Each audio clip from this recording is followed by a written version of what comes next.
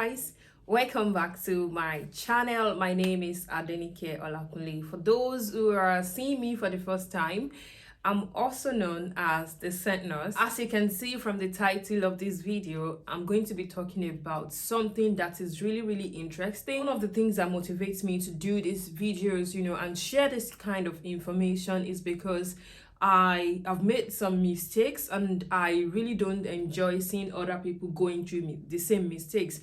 However, the ball is completely in your court. You can decide to, figure it out in your own way, and you can decide to just, take bits and bob from this information. It is completely up to you. Now, this is the right time to hit the subscription button and subscribe to this channel. And so let's start right away. First thing I'm going to be talking about are the things that I think you should do immediately you get to the UK to help you transition smoothly and and faster, right? So the first thing I would say is that you should get a UK phone number, such that you'll be able to connect to the rest of the world. I mean, there is Wi-Fi pretty much everywhere you go in the UK, but some might not just be accessible for you. But if you have your UK phone number, you can easily connect on the use your mobile data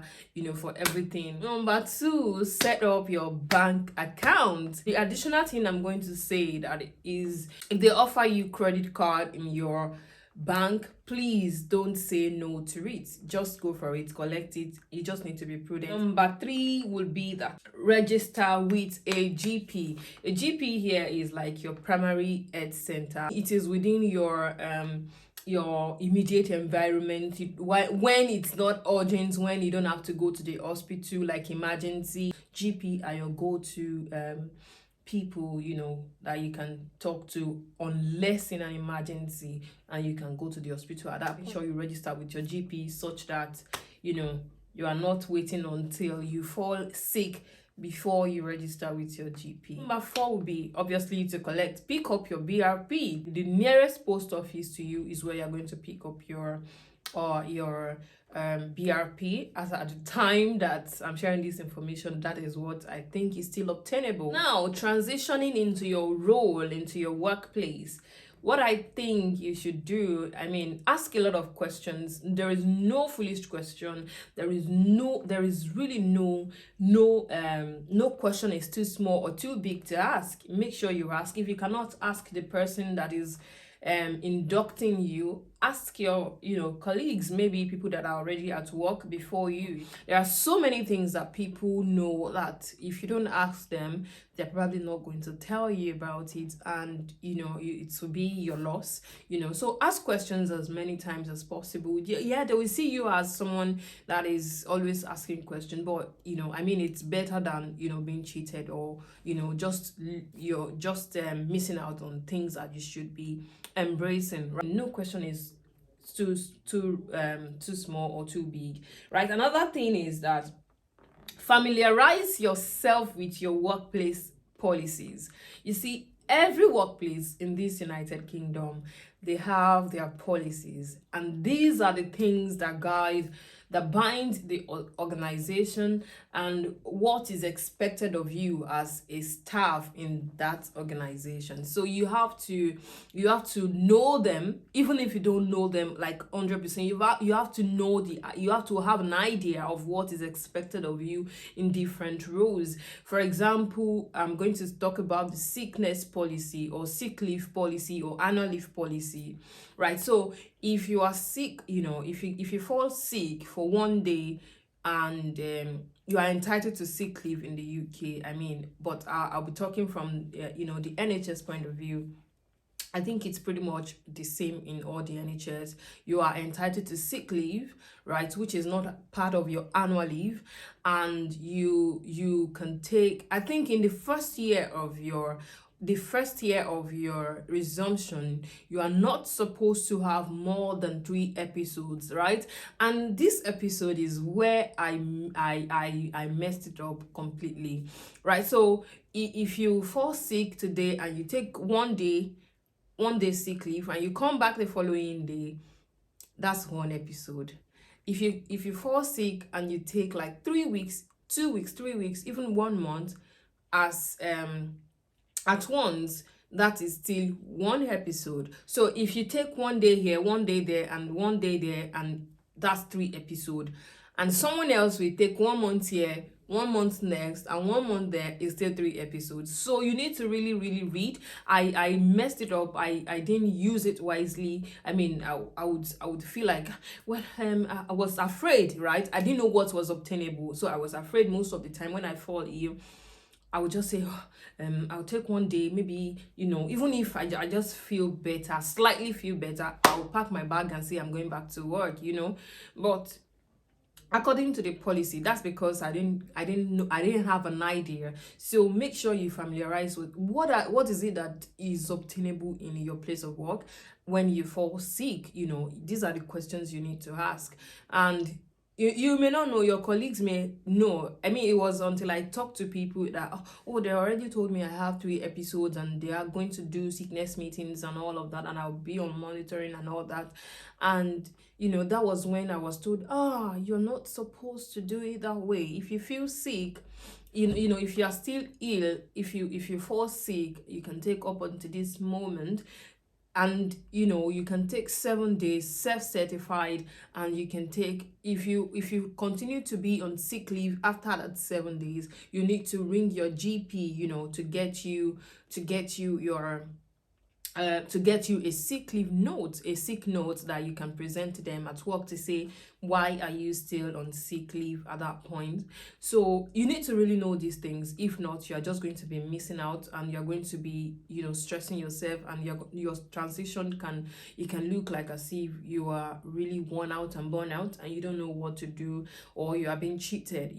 They are not going to cheat you if you know you're right, but if you don't know, you are going to be cheated, and that's on you, right? Another thing I would say is your annual leave. Know how much you are entitled to, and know how it is being calculated, and familiarize yourself with how you can arrange your sick leave, your annual leave to be taken. Because, for example, in the NHS,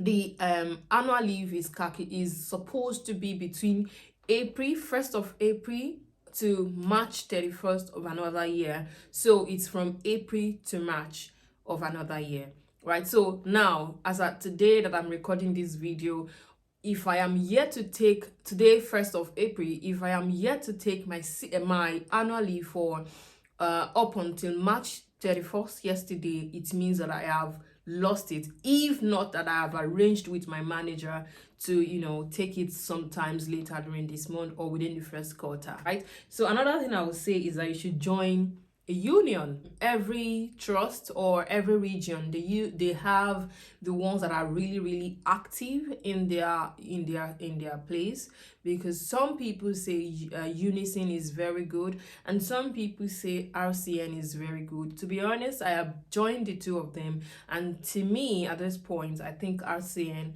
is a good one. People have different opinion about these reunions, but I think RCN is good. I'm a RCN rep at my place of work. If you are going through stuff and you think you cannot bear it alone, don't form a superhuman. This is why we get trampled on. This is why we get maltreated for a really long time, because we don't speak up. So don't keep quiet if you are not being treated right, or if something is not just right with you. You don't have to keep everything to yourself. Make sure you talk to other people. So let's go to the mistakes I need you to avoid. This mistake, don't ever make it. Don't assume that as you are coming to the UK is a well-developed country, and if you spend some time in your role, you are going to be promoted to another role, that promotion is natural. No, promotion is not natural. You have to work towards it. You have to deliberately think about what promotion looks to you. Is it going into a specialty, or is it going higher in your current role as a band 6 if you are working in the NHS, or becoming the care home manager if you're working in the care home? What does promotion mean to you? You have to sit down, ask questions. What is obtainable? If you want to go into a specialty, don't think that you can just slip into it by the virtue of where you are working, and your working experience will make you slip into it. You need to be deliberate. You have to start thinking of courses you can take. You have to start applying for that role that you want. It was one of the mistakes that I made. I was thinking, maybe if I spend the first 3 years or 5 years in this role, automatically I'll be moved into the next level. Ooh, it was the wrongest assumption. So eventually, what I did after I found out that if you stay here, you'll be here. Oh, I've seen people who have been on 15 years, 20 years as a band 5, not because most of them don't want it, but most of them didn't get enough information, and by the time they got the information, they were too lazy to do what is required of them, to even move on to the next role, to the next level that they desire.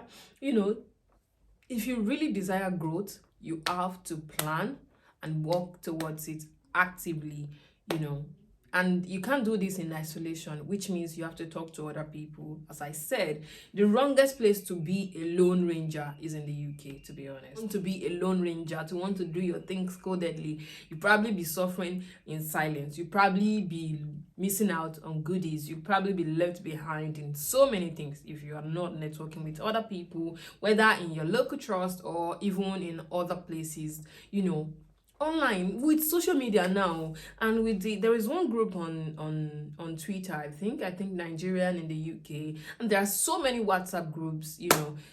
Just make sure you are networking with other people. Don't make the mistake of being a lone ranger, forming superhuman. Well, right, so another thing, and on the final note, that I would advise strongly for you to avoid is to try your best not to make medication error.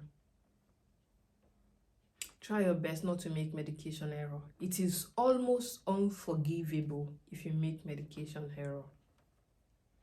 It is almost unforgivable. I can't even go into the details, but try your best. Give it all your might to ensure that when you are doing your medication, you are not being interrupted. It is a protected time, and you should, protect yourself. Your pain depends on you. And if you don't protect your pain, nobody will.